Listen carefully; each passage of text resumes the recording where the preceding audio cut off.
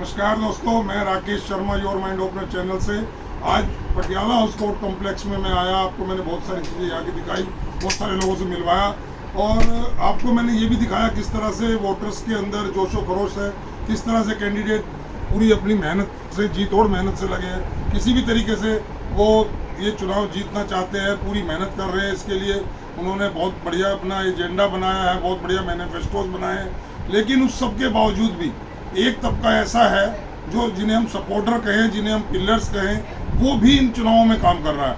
वो है गाइडेंस का, वो है एक उस तरह का कोऑपरेशन का, उनका मनोबल बढ़ाने के लिए। यहाँ मैंने आपको दिखाया कि डिफरेंट बार से, चाहे वो दिल्ली बार एसोसिएशन के लोग हों, चाहे वो कड़कड़डुमा के हों, द्वारका वार्ड से हों, रोहिणी वार्ड से हों, तो सभी लोग आए हैं और वो अपने अपने जो उनके चहेते कैंडिडेट्स हैं उनको जिताने के लिए, उनका मनोबल बढ़ाने के लिए। और यहाँ का माहौल को एक बहुत बढ़िया एक फेस्टिवल माहौल में तब्दील कर दिया उन सब की प्रेजेंस ने। ऐसे ही मैं आपको जब बता रहा था तो एक नज़रें मेरी ढूंढ रही थी डीबीए के एक बहुत ही धुरंधर, और मैं धुरंधर तो क्या कहूँ, बहुत ही जो वकीलों के लिए जी जान से लगे हुए हैं और वकीलों के वेलफेयर के लिए किसी भी वक्त तैयार रहते हैं, चाहे वो रात का वक्त हो चाहे दिन का वक्त हो।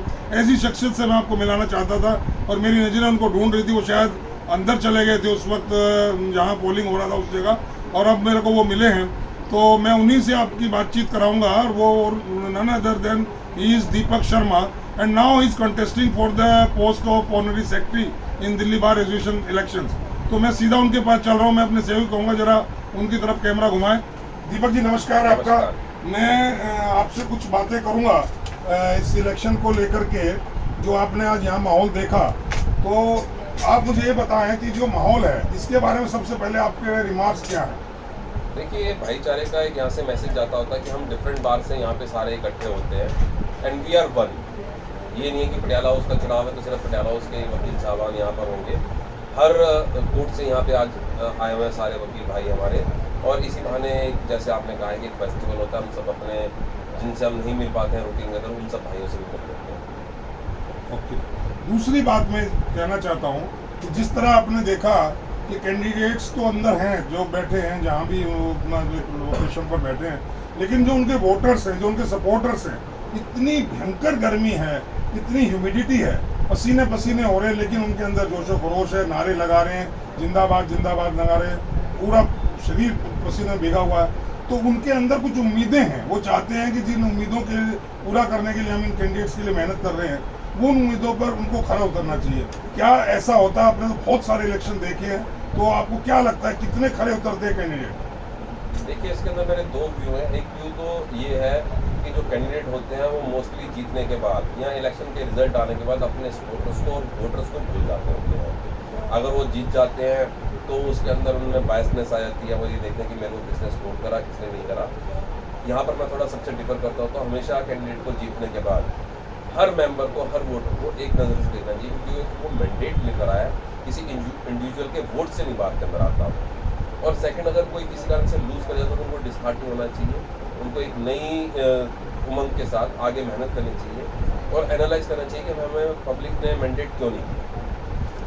एक मैंडेट की बात हो गई। दूसरी बात, कुछ और चीज़ें भी हैं कैंडिडेट के साथ चिपक जाती हैं। वो चिपकने से मेरा मतलब ये है कि एक जीतने के बाद उनके पास चाटुकारों की, जिन्हें हिंदी में चमचा भी कह देते हैं, या मतलब प्रस्त लोगों की एक भीड़ इकट्ठा हो जाती है और उनके चारों ओर से घेर लेती है और उनकी जी हजूरी करने लगती है। जबकि जो उनका सपोर्टर रहा होता है, जो उनका वो एक्चुअल वोटर रहा होता है, उसको रहता है कि मेरा इनके ऊपर हक है, और वो हक में और चमचागिरी के जाल में ऐसा पिसता है या ऐसा फंसता है कि वो पहचानना भूल जाता है कि मैं किस लिए जीत कर आया हूँ, और वेलफेयर की बजाय वो कुछ और ही करने लगता है। क्या ऐसा नहीं?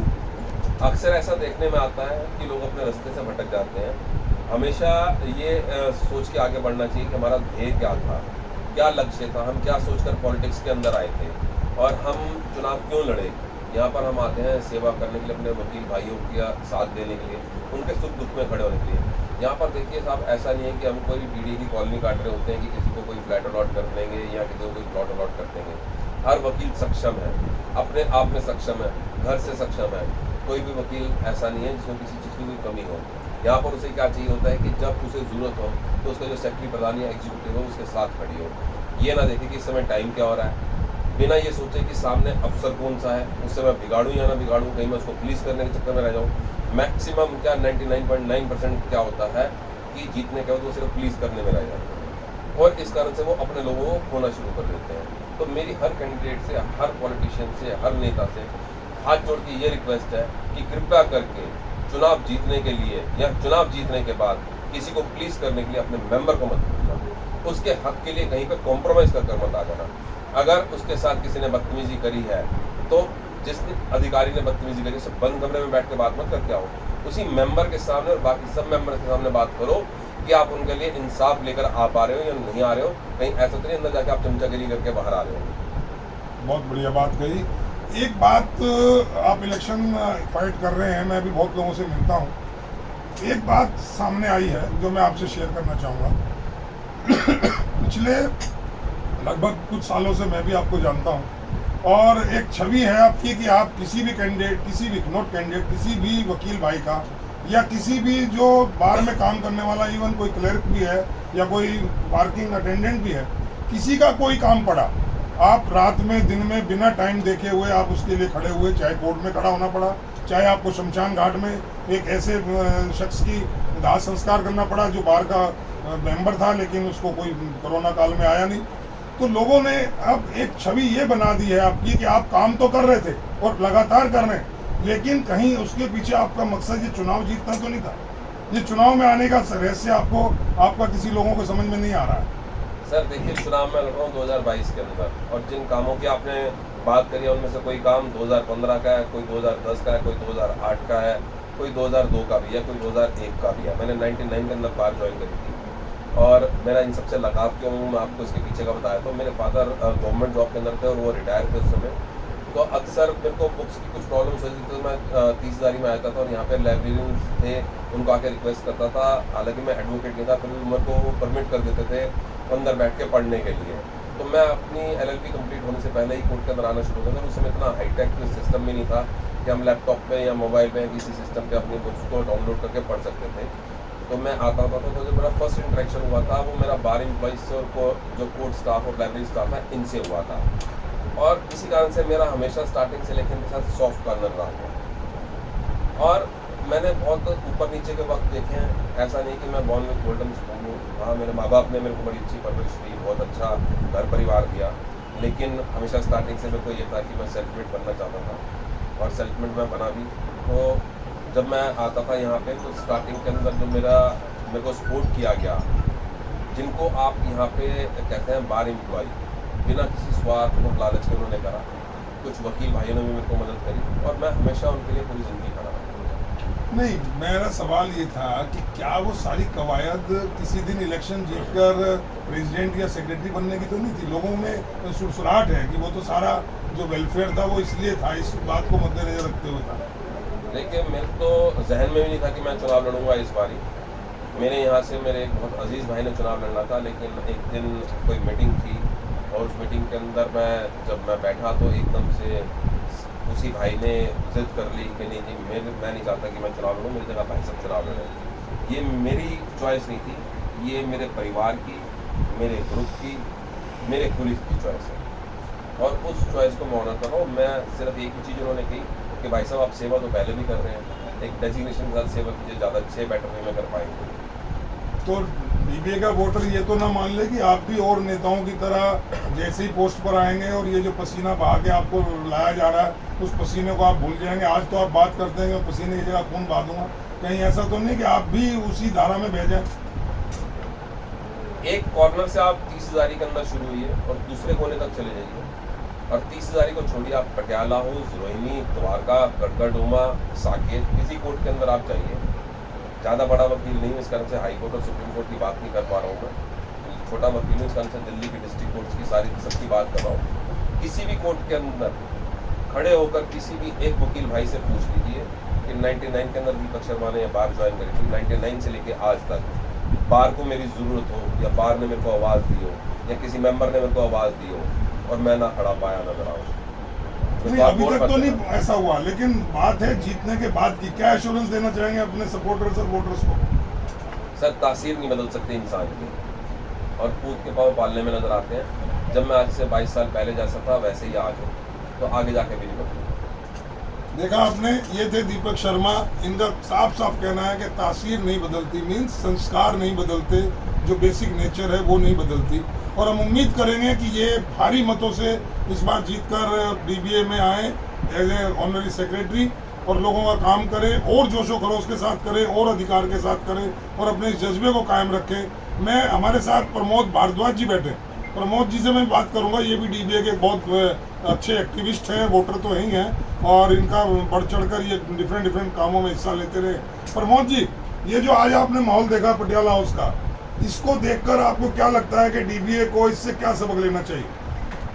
जहाँ तक माहौल की बात है तो डीबीए को यही सबक लेना चाहिए कि भाई हम एक फैमिली हैं, वी आर वन, और सबको मिलजुल कर रहना चाहिए और अपने रिलेशन है वो मेंटेन करके रखने चाहिए। ये नहीं सोचना चाहिए कि भाई उस बार में इलेक्शन है तो वहाँ नहीं जाएंगे, इस बार में इलेक्शन है तो वहाँ नहीं जाएंगे। जहाँ भी इलेक्शन है और वकीलों की एक फैमिली है, वकील एक अपने आप में कम्युनिटी है, तो कम्युनिटी को सपोर्ट करना चाहिए, चाहे वो पटियाला हाउस हो, चाहे 30,000 हो। और हम तो सभी जो दिल्ली के वकील हैं या बाहर के भी हैं उनको सबको आह्वान करेंगे, भाई सब सेक्रेटरी का इलेक्शन लड़ रहे हैं हमारे 30,000 से, तो आगे सपोर्ट करें और इनके लिए भाई वोट मांगे और इनको जो चुन के सेक्रेटरी की पोस्ट पर बैठाएं। अभी आपने दीपक जी की बातें सुनी, बड़े ध्यान से आप सुन रहे थे, मैं देख रहा था। तो क्या लगता है कि ये कितना सच बोल रहे हैं और कितना आत्मा से बोल रहे हैं, आपको क्या लगता है? जहाँ तक सच की बात है, देखो दीपक भाई साहब को मैं पिछले कई साल से जानता हूँ और मेरे बड़े भाई की तरह हैं और मुझे बिल्कुल छोटे भाई की तरह लगता है।